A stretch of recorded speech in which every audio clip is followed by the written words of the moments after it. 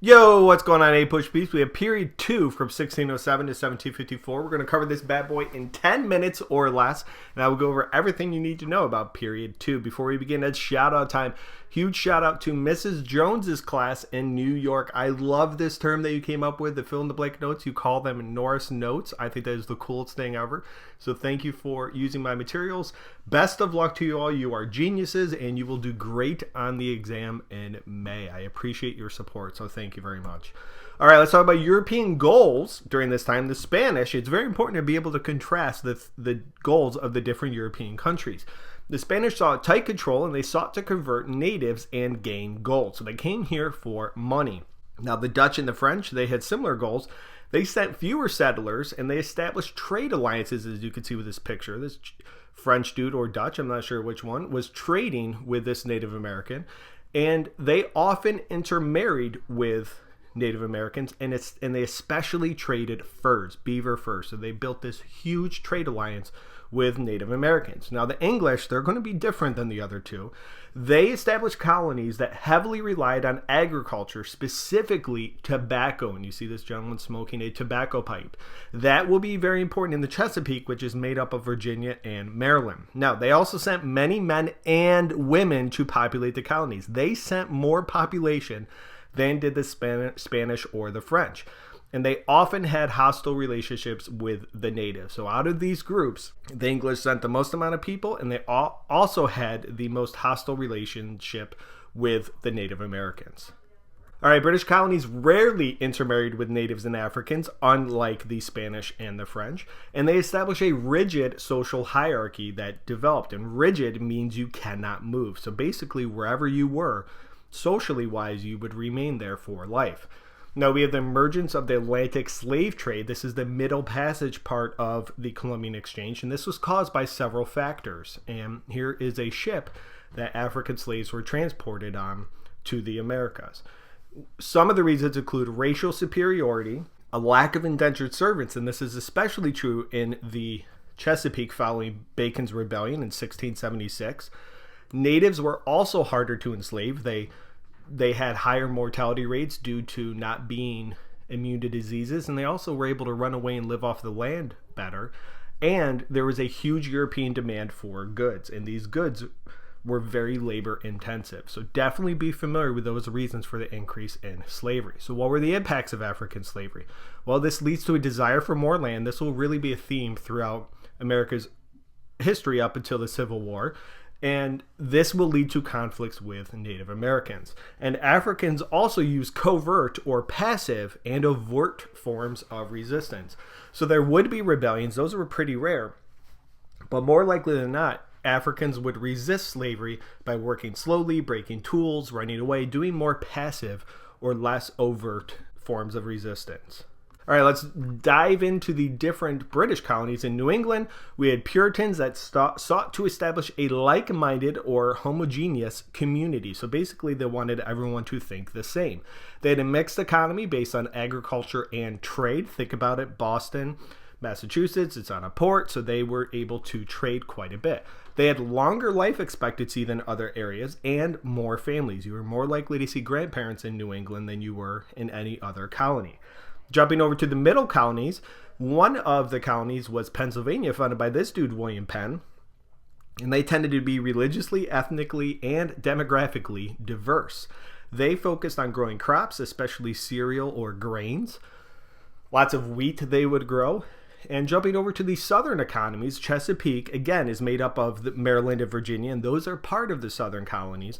The Chesapeake and North Carolina really focused on tobacco, which was labor intensive, and they relied on indentured servants initially, but again, after Bacon's Rebellion in 1676, we see a switch to African slavery. The Atlantic seaboard, including South Carolina and the West Indies, they focused on growing sugar and rice and other staple crops that were very labor intensive, heavy use of slave labor, and it was a really long growing season because the sun is out much longer. And in those areas, slaves often made up most of the population of that region, of those regions. Okay, let's talk about some European conflicts. Colonies focused on goods that were valued in Europe, specifically fur and tobacco. And colonists had different goals than the European leaders did. So this helped to promote mistrust, and we'll see this a lot more in period 3, in the early parts of period 3. And colonists would be upset over territorial settlement and frontier defense. Oftentimes they would feel that they were not being protected enough on the frontier. So let's talk about some clashes. Well, diseases ravaged Native American communities. And in 1680, in the Spanish settlements, we have the Pueblo Revolt. And the Spanish sought to suppress or eliminate native practices that were inconsistent with Christianity. Remember, Spanish sought to spread Christianity. So the Pueblos revolted and they expelled the Spanish for over 10 years. And they were called the Pueblos because of the buildings that they built. The Spanish eventually regained control. However, they began to advocate religious assimilation of natives. They were much more accommodating to the natives after the Pueblo Revolt. And this is specifically mentioned in the new curriculum, so please make sure you are familiar with it. I do have a video on it in the description if you want to check it out. Native American warfare became much more destructive after European contact due to deadlier weapons such as guns, also the introduction of horse, and alcohol as well. All three of those really combined to making Native American warfare much more destructive. All right, what were some impacts of exchanges on North America? Well, European and New World goods increased significantly the exchange of them between the hemispheres. You have slaves, tobacco, rice, etc. that are being exchanged. And you also have the Anglicization, or the becoming of English, of the British colonies. And that is influenced by transatlantic print culture. So newspapers are coming from Europe over to the Americas. You have Protestant evangelism, that's the idea of the First Great Awakening, and also the Enlightenment, which was heavily influenced by this dude, John Locke, and this idea of what government should really be. All those ideas of the Enlightenment were really born in Europe.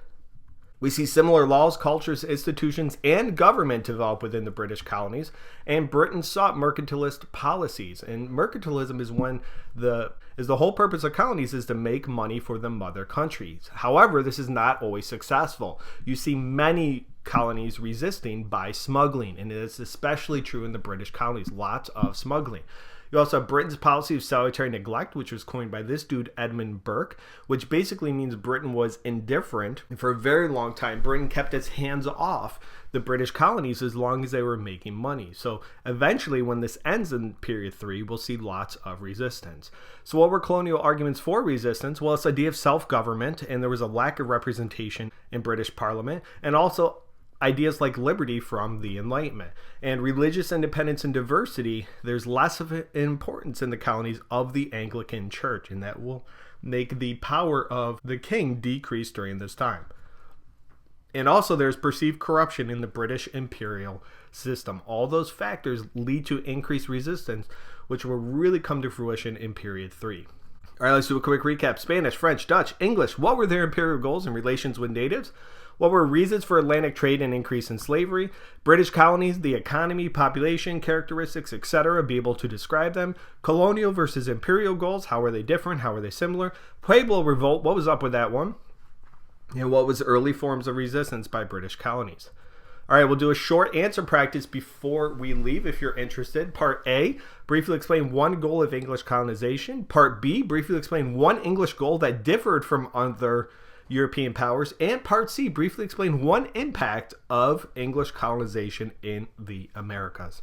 All right, guys, thank you very much for watching. I do appreciate it. I look forward to seeing you right back here for period 3 in 10 minutes. If you found this video helpful, please subscribe and share with the others. If you have any questions or comments, feel free to leave them in the comment section below, and I will get back to you. And best of luck on all your tests. You are all brilliant and will do great.